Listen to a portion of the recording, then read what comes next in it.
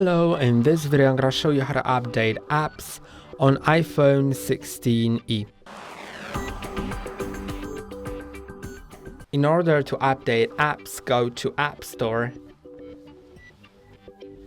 Then just click on your profile in top right corner, and if there are any updates available, they will show somewhere here. And you will be able to just click on Update. But sometimes these updates are not discovered immediately, so if you need to rapidly just update right now and you know the update is there but it didn't show here just yet, because it may show in this section like in a certain time, like after a few days sometimes, or sometimes just an hour, whatever. Then you can find the app that you want to update, the app that you have.